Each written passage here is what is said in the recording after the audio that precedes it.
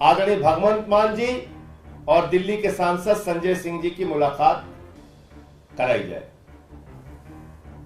हमारे जो वकील साहब अप्लाई करते हैं, और यही कारण है कि अरविंद केजरीवाल जी को झूठे आरोपों के साथ, फर्जी आरोपों के साथ, बिना किसी प्रमाण के ईडी ने गिरफ्तार किया है, केंद्र सरकार ने गिरफ्तार किया है। क्यों? क्योंकि भारतीय जनता पार्टी को। नेशनल न्यूज़ में आपका स्वागत है। मैं हूं आपके साथ अबरारुल हक रहमानी। दर्शकों, ईडी और अरविंद केजरीवाल के बीच लगातार लड़ाई अपने चरम सीमा पर है और सुनवाई में जो कल हुआ उसको लेकर के एक बार फिर से ये कहा जाने लगा है कि जो मकसद ईडी और सरकार का जो है रहा है, उस मकसद में वो कई हद तक सफल हैं। ये आरोप आम आदमी पार्टी के द्वारा लगाए जा रहे हैं कि चुनाव से पहले जो है अरविंद केजरीवाल या फिर आप कहें कि पार्टी के तमाम बड़े वरिष्ठ नेताओं को जेल में डालकर जो है इससे चुनाव प्रभावित करने का जो एक निर्णय कहें या फिर एक रणनीति कहें भाजपा ने बनाई थी, वो उसमें पूरी तरीके से सफल हो पा रहे हैं। हालांकि भारतीय जनता पार्टी इस पूरे मामले को लेकर अपने अलग पक्ष को रखती है दर्शकों, और ये कहती है कि आम आदमी पार्टी लगातार जनता के विश्वास के साथ खिलवाड़ कर रही है और अपने जो है ईमानदार वाले छवि को अपना कर कहीं ना कहीं जनता को धोखा दे रही। ये तमाम तरीके की जो है आरोपबाजी जो है वो चल रही है। लेकिन उसके अलावा अगर हम इस समय वर्तमान जो राजनीतिक हालात हैं, जो परिस्थिति हमें नज़र आती है दर्शकों, उसको लेकर के यही लगता है कि भाजपा वर्सेस आपकी ये लड़ाई लंबी चलने वाली है। आइए आपको एक रिपोर्ट दिखाते हैं कि आखिरकार कल के बाद अब आम आदमी पार्टी किस तरीके से इस पूरे मामले को लेकर अपने पक्ष को रख रही है। केजरीवाल के निजी सचिव को बर्खास्त कर दिया, तो ये सारे लक्षण दिखा रहे हैं कि एक बहुत बड़ी साजिश हो रही है।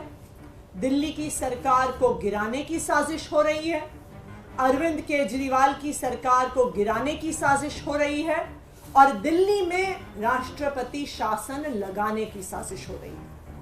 और यही कारण है कि अरविंद केजरीवाल जी को झूठे आरोपों के साथ, फर्जी आरोपों के साथ, बिना किसी प्रमाण के ईडी ने गिरफ्तार किया है, केंद्र सरकार ने गिरफ्तार किया है। क्यों? क्योंकि भारतीय जनता पार्टी को ये पता है, वो ये जानते हैं कि वो कितना भी जोर लगा लें, वो दिल्ली में अरविंद केजरीवाल को हरा नहीं सकते हैं।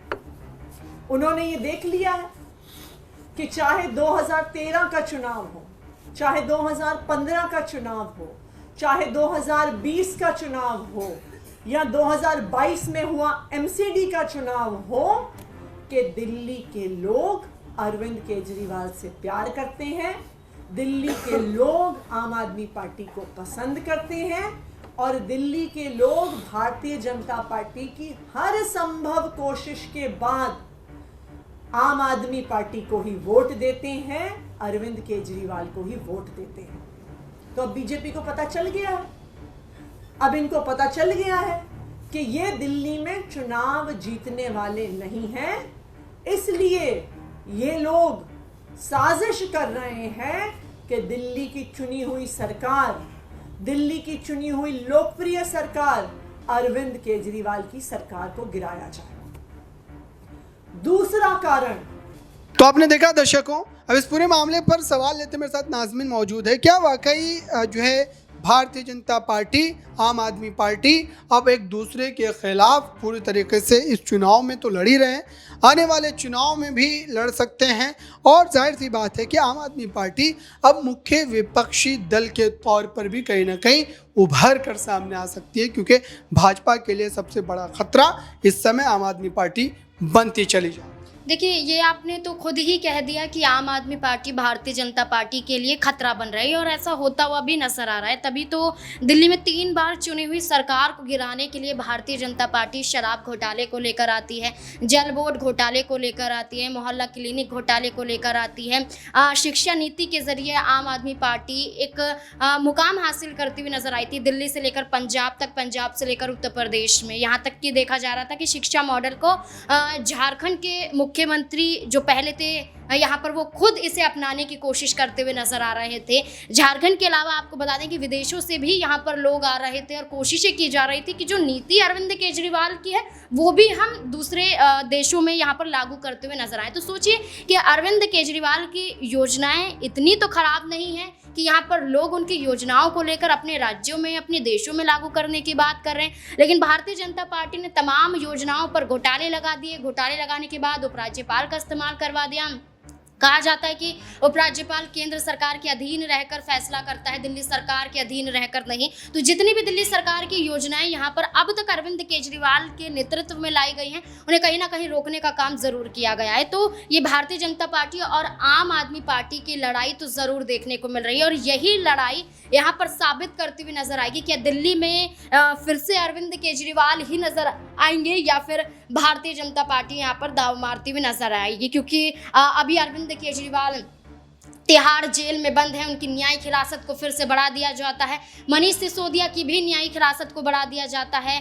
22 अप्रैल को यहाँ पर सुनवाई होती हुई नजर आएगी अरविंद केजरीवाल के मामले में। तो सोचिए कि अरविंद केजरीवाल को जब तक राहत नहीं मिलेगी तब तक आम आदमी पार्टी यूं ही दावे तो करती रहेगी, लेकिन वो मजबूती के साथ पेश नहीं हो पाएगी और यही भारतीय जनता पार्टी चाहती है।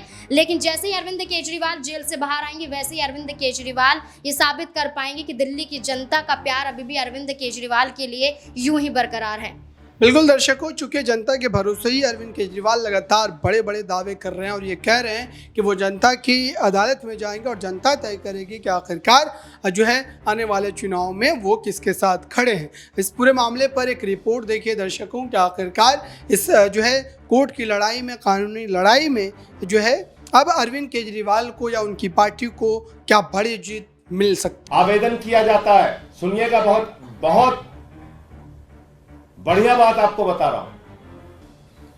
उनके साथ मेरा नाम डाला जाता है कि पंजाब के मुख्यमंत्री आदरणीय भगवंत मान जी और दिल्ली के सांसद संजय सिंह जी की मुलाकात कराई जाए। हमारे जो वकील साहब अप्लाई करते हैं उनको टोकन नंबर दे दिया जाता है। टोकन नंबर बता रहा हूं आपको, 4152 टोकन नंबर दे दिया जाता है कि संजय सिंह की मुलाकात और भगवंत मान जी की मुलाकात टोकन नंबर 4152 पे होगी। यह संभवतः 9 या 10 तारीख को मिल जाता है। वो सारे कागजात अभी आपको दे देता हूं। अचानक मुलाकात के एक दिन पहले रात में मेल आती है और तो आपने देखा दर्शकों, आखिरकार भारतीय जनता पार्टी जिन आरोपों को लगा रही है या फिर ईडी जिन आरोपों को साबित करने की कोशिश कर रही है, उस मामले में अब कोर्ट का अगला रुख क्या होगा इस पर हमारी नजरें बनी है। जुड़े रहें नेक्स्ट 9 न्यूज के साथ।